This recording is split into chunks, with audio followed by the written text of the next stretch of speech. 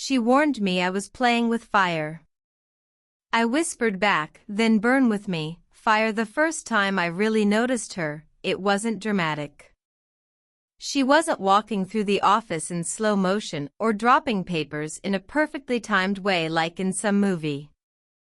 She was simply there, confident, composed, effortlessly magnetic. My boss's wife, older than me by a decade or more, moved through the space with a quiet authority. Her heels made a soft clicking sound on the polished floor, and she carried herself like someone who knew exactly how to navigate both the world and the people in it. I remember the way she glanced my way that first morning, just long enough to make my pulse stutter. Not a stare, not a challenge, just awareness. It lingered in the air, like the faint scent of her perfume mixing with the office's hum of computers and the bitter aroma of coffee. There was something calm in her presence, yet something unsettling too, like a subtle warning wrapped in warmth. She moved past me one afternoon while I was sorting paperwork, her fingers brushing lightly against mine. Not enough to be alarming, but enough to send a current through my arm, lingering like static. I looked down at my hands, embarrassed by my own reaction, and when I met her eyes again, she gave me a small, knowing smile. No words were exchanged, but the air between us had shifted. I could feel it, low and insistent. I tried to focus on work, really. I told myself that I was imagining things, that I was overthinking a glance or a touch. But there was a rhythm to her movements, a subtle choreography that seemed to orbit around me. Sometimes it was a fleeting smile as she passed the break room, or a soft chuckle when our conversations drifted to mundane topics, office gossip, a missed deadline, the weather. But each moment carried a weight, a hint that there was more under the surface than casual politeness. And yet, she was careful. Never overt, never improper. She spoke in measured tones, with warmth that was genuine but never overstepped. In our interactions, I noticed her body language, the tilt of her head when she listened, the slight lean toward me when sharing a joke, the way her hands sometimes lingered near mine when reaching for the same folder. Every small gesture was charged, electric, but subtle enough that anyone else walking by would see nothing at all. I couldn't stop thinking about her. About how her voice carried a calm authority, how her eyes held stories I'd never know, how even the quietest moments between us hummed with possibility. There was tension, yes, but also a strange comfort, like standing on the edge of a cliff and realizing you weren't afraid to look down, not yet anyway.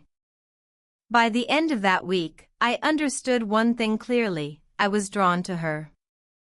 Not just her beauty or charm, but her confidence, her quiet vulnerability, the way she seemed to see me without really looking. And as much as I knew this attraction was dangerous, forbidden even, I couldn't help feeling that some part of me wanted to see how close I could get before the fire I felt inside consumed us both. It started as an accident, though neither of us called it that at the time. I was at the little cafe across the street from our office, trying to drown the monotony of a late afternoon with the quiet hum of espresso machines and the faint scent of roasted coffee beans.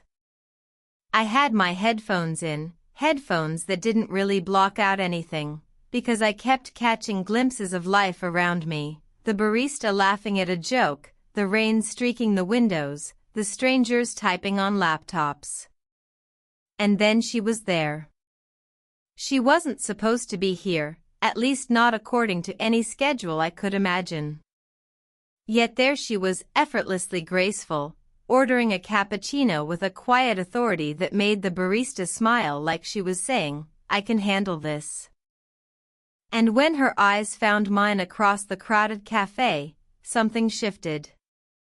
A spark, subtle but undeniable. She smiled, small, knowing, and just slightly mischievous, as if she knew exactly how I felt before I even realized it myself.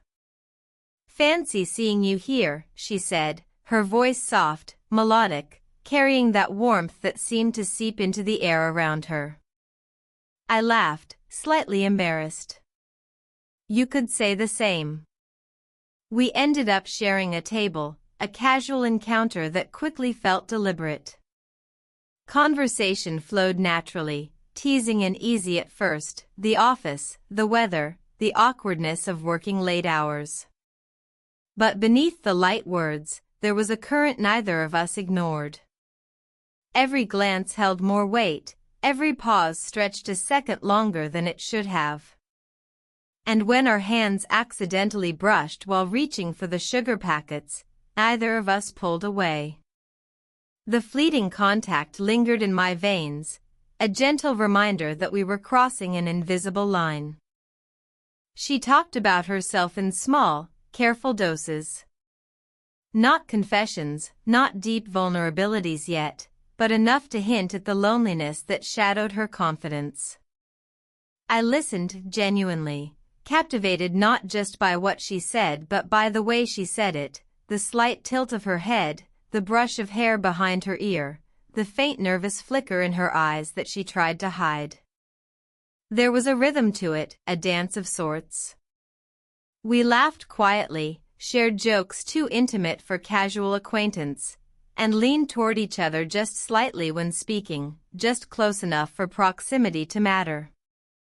And every time our knees or shoulders brushed, the sensation left an echo in the air, a quiet acknowledgement of the tension we both tried to keep at bay.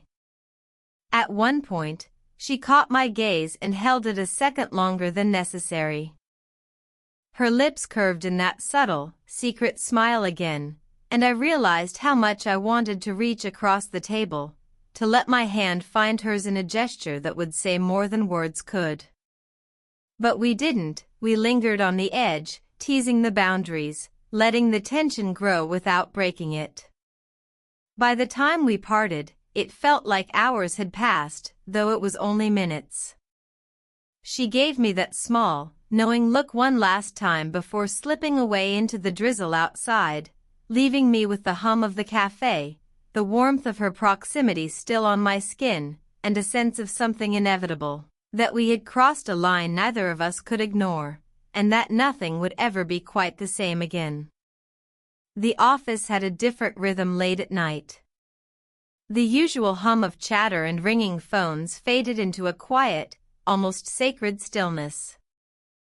Only the soft buzz of fluorescent lights and the occasional click of a keyboard filled the space, yet in that calm, everything felt sharper, every sound, every movement, every heartbeat.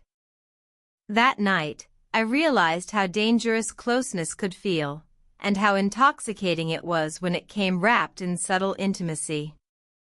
She appeared without warning, leaning against the doorway of my office with a coffee in each hand. "Thought you might need a refill," she said softly, her eyes holding mine for a moment longer than necessary. The warmth of the cup seeped through my fingers, but it wasn't the coffee that made my pulse quicken, it was her. The way she leaned slightly forward, just enough to be near, the faint scent of her perfume mingling with the lingering aroma of paper and ink. We talked in whispers, under the soft glow of the office lights, the world outside the windows a dark blur. Our conversation was casual at first, deadlines, minor mistakes, small victories, but the pauses were heavy with unspoken words. Her eyes never left mine for long. When they did, I felt a pang of disappointment, as if I had lost something fleeting. At one point, she reached to adjust a stack of papers on my desk, and our hands brushed lightly. It was subtle, almost accidental, yet the electricity it sent through me was unmistakable. I caught her gaze, searching for any sign of hesitation or disapproval. There was none. Only a quiet, knowing acknowledgement that the moment mattered to both of us.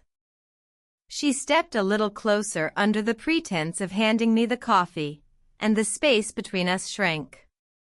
My breath caught the warmth of her presence, the gentle sway of her movements, the careful way she avoided overstepping yet lingered just enough. It all left me acutely aware of every nerve ending.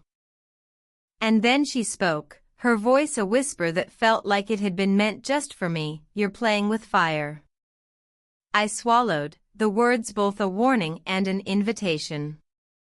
My chest tightened with a mixture of desire and caution. It was impossible to deny the tension building between us, yet impossible to act on it openly. I wanted to lean in, to let my hand brush hers again, to feel the heat of her shoulder against mine, but something restrained me. Respect, caution, fear of crossing a line neither of us was supposed to cross. Even so, the closeness lingered. We talked quietly, shoulders nearly touching, eyes occasionally locking in that fleeting, vulnerable way that made everything else fade. Every gesture, every look, carried meaning. The office, which had felt like a sterile, ordinary place during the day, became a charged landscape at night, intimate, secret, and full of unspoken possibilities. When she finally left, slipping out into the night with the same grace she always carried, I was left alone with the quiet hum of the office and the ache of that forbidden closeness. Her warning echoed in my mind, yet somehow, I didn't feel afraid. Not entirely. Because the fire she spoke of wasn't just dangerous, it was real. And I was beginning to realize that I didn't want to step away from it. The rain fell steadily that evening, soft taps against the office windows creating a rhythm that matched the quiet of the nearly empty building. I had been wrapping up some paperwork when she appeared again, her coat damp from the drizzle, hair slightly tousled, eyes carrying a weight I hadn't noticed before. There was no dramatic entrance, no bold gesture, just her, quiet and present, and for some reason, that felt like an invitation to something unspoken. She didn't ask for anything, didn't even comment on the late hour. She simply leaned against the desk, close enough that our knees brushed under the small workspace, and for a moment, neither of us said a word. The silence wasn't uncomfortable, it was full of tension, anticipation, and a strange comfort. Her presence alone seemed to fill the room with warmth, soft and steady, and I found myself acutely aware of every detail, the faint scent of her perfume, the subtle sway of her hair as it fell across her shoulders, the way her eyes lingered on mine with a hesitance I hadn't seen before. Finally, she spoke, her voice low and careful. "Sometimes, it feels like I'm just going through the motions," she admitted, almost as if she were afraid to say it out loud. She looked down at the papers on the desk, but I could see her shoulders tense slightly, a subtle sign of the vulnerability she was revealing. There was a pause, a moment where I could have said anything, offered advice, dismissed it, or even walked away, but instead, I simply listened. She sighed softly, and the sound carried more weight than words ever could. "Everyone sees me one way, confident, composed, in control. But it's exhausting, pretending all the time." She glanced up, meeting my gaze, and for a heartbeat, I saw the real her, quiet, human, and fragile in a way that only drew me closer. I reached out instinctively, my fingers brushing hers as I handed her a pen. The contact was light, almost casual, but the electricity between us was undeniable. She didn't pull away. Instead, her hand lingered a moment longer, a silent acknowledgement that the connection between us had grown beyond casual office acquaintance. I could feel her heartbeat through the subtle pressure of her touch, a gentle rhythm that mirrored my own rising pulse. We talked then, truly talked, in whispers over the soft patter of rain. She shared stories from her past, moments of doubt, small regrets, the kind of confessions she had never offered anyone else. I responded with care, my words chosen deliberately, offering support without judgment. Each glance, each subtle smile, each light brush of her hand against mine deepened the intimacy we shared. By the time she left that night, the rain had slowed, but the warmth she left behind lingered in the office like a gentle flame. The tension between us had shifted. It was no longer just about fleeting glances or accidental touches. It was about trust, about seeing someone for who they truly were and being seen in return. And though the path ahead was uncertain, I knew one thing with absolute clarity: this connection, fragile, forbidden, and electric, was no longer something either of us could ignore. It happened slowly, almost imperceptibly. One evening, I found myself walking her home from the office, a coincidence that neither of us could quite call accidental. The streets were slick from a recent rain, glistening under the warm glow of the street lamps, and the air carried that faint, electric scent that comes before a storm. The city felt quieter than usual, as if the world had pressed pause, giving space for something delicate yet undeniable to unfold. We walked side by side, close enough for our shoulders to brush occasionally. Each touch, fleeting as it was, left a lingering warmth that neither of us acknowledged aloud. Conversation flowed lightly at first, office banalities, the awkwardness of late hours, but beneath the words, something unspoken pulsed between us. Every glance, every accidental brush of fingers, carried weight, meaning, and desire that neither dared to name. She laughed softly at something I said, and the sound struck me in a way I wasn't prepared for. Her laughter was warm, genuine, and intimate, and it wrapped around me like a quiet promise. I found myself stealing glances at her, noticing the subtle ways she carried herself, the gentle tilt of her head when she listened, the way her hair caught the streetlight just so, the tiny crease between her brows when she focused on a thought. Every detail felt magnified, every moment suspended. At a quiet corner, we paused as she fumbled with her umbrella. Our hands brushed as I offered help, lingering just long enough to send a current through me that I couldn't ignore. Her eyes met mine, and for a heartbeat, the world narrowed to just the two of us.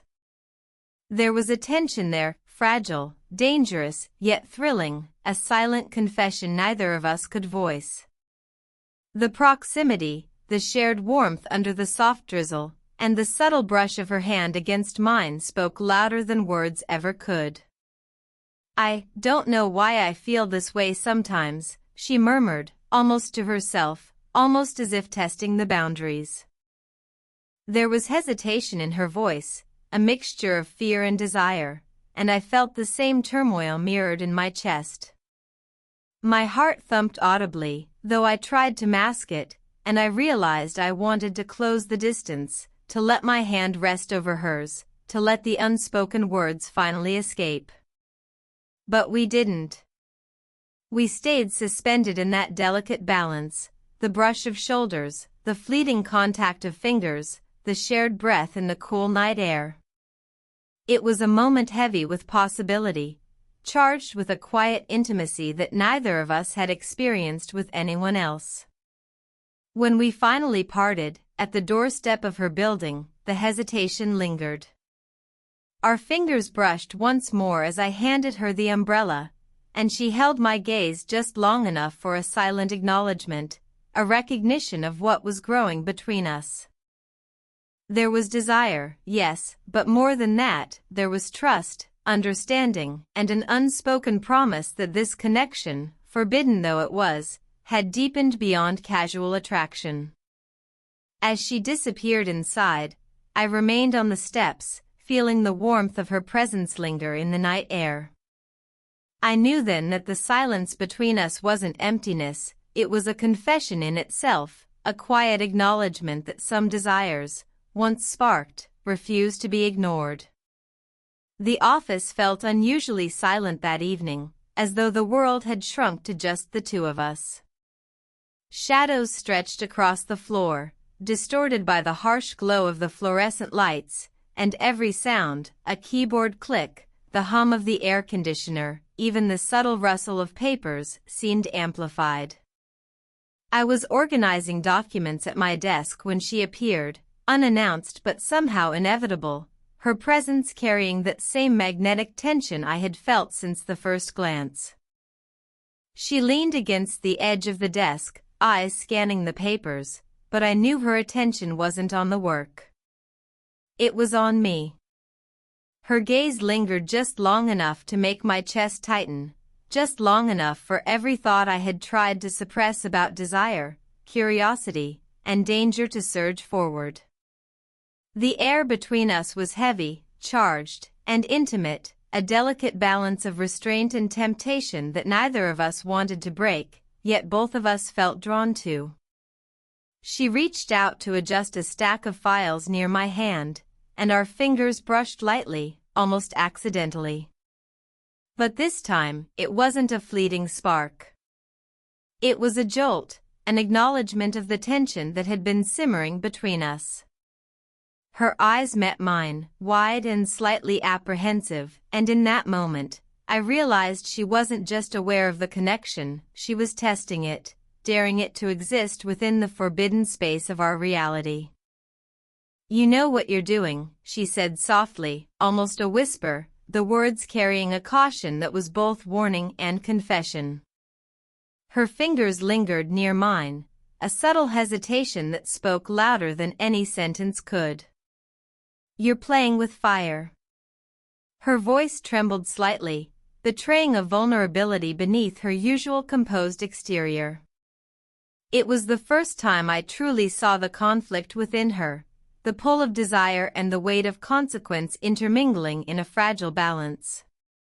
I could sense her hesitation, her fear of the repercussions, but I could also feel the undeniable longing in her eyes, the silent admission that neither of us could ignore the growing flame between us. I leaned just a fraction closer, careful not to overstep, letting my hand hover near hers. "Then burn with me," I whispered, my words soft but deliberate. It was a confession, a challenge, and an invitation all at once. My pulse thundered in my chest, and the world outside the office seemed to vanish, leaving only the intensity of the moment, our eyes locked, our breaths mingling, our hands almost touching. She drew back slightly, her fingers grazing mine one last time, a lingering touch that sent warmth through my entire body. There was tension, yes, but also a strange clarity. The forbidden nature of our connection had never been so vivid, so real, so impossible to deny. And yet, in that charged silence, I saw a spark of willingness, a shared understanding that whatever came next would be intentional, deliberate, and deeply felt. As she finally stepped away, the office seemed emptier, quieter, but the echo of that moment lingered like a flame refusing to be extinguished. The warning had been given, the choice had been made, and the fire between us had been acknowledged. It wasn't reckless, it was real. And neither of us could pretend otherwise. The evening air was warm but carried the subtle weight of late summer, the kind that makes every sound sharper, every movement more intimate. I found myself waiting near her building, uncertain whether she would appear again, yet unable to resist the pull of what had grown between us. The streets were quiet, the distant hum of cars and the occasional rustle of leaves creating a backdrop for the moment that had been building for weeks. She emerged slowly, coat draped over her shoulders, hair catching the last of the streetlights. Her eyes found mine immediately, and I saw it there, the same tension, the same vulnerability, the same unspoken desire that had drawn us together in the first place. It wasn't bold or reckless, it was careful, deliberate, and full of meaning. Her presence alone seemed to still the world around us, and I felt my pulse quicken, each beat a silent acknowledgement of the connection we had nurtured. We walked a few steps in silence, side by side, shoulders occasionally brushing, fingers almost touching. The unspoken words hung in the air, desire, caution, longing, and trust all mingled in a delicate balance. I wanted to speak, to voice the thoughts that had plagued me since our first accidental meeting outside the office, but the moment felt too fragile for anything heavy. Instead, I let the silence stretch, letting her presence say everything words could not. Finally, she stopped near a quiet corner, her gaze dropping briefly before meeting mine again. "I don't know what happens next," she said softly, a hint of vulnerability in her voice. "I don't know if we," she trailed off, leaving the sentence unfinished, heavy with meaning. I could see the conflict in her eyes, the awareness of what was forbidden, the fear of consequences, but also the undeniable pull that had drawn us together. I reached out slowly, letting my fingers brush hers. She didn't pull away. Instead, her hand lingered in mine, warm and tentative, as if testing the boundaries of trust and desire. "We'll figure it out," I said quietly, voice steady despite the rush of emotions inside me. "Whatever this is, it's real. And I don't want to ignore it." A small, almost shy smile crossed her face, and for the first time, I saw her fully at ease with the closeness between us. There was no overt gesture, no dramatic declaration, just a simple, profound acknowledgement of what had grown. Our hands intertwined naturally, fingers fitting together in a way that felt inevitable, and the tension that had defined our connection finally softened into something tender, steady, and intimate. We stayed like that for a few moments, simply holding hands, letting the warmth of proximity and the quiet understanding between us settle in. The streetlights cast a gentle glow, painting her features with soft light, and I felt a deep sense of clarity. The fire that had simmered between us, dangerous, forbidden, and intoxicating, was no longer a threat. It had become a promise, a shared understanding that our connection was worth exploring, carefully, deliberately, and fully. As we finally parted for the night, the lingering brush of her fingers against mine left a warmth I would carry with me long after. There was no rush, no expectation, only the quiet knowledge that we had crossed the threshold of forbidden attraction into something real, something lasting. And as I watched her walk toward her door, I knew that whatever challenges lay ahead, the connection we had forged, tender, electric, and profoundly human, would remain with us forever.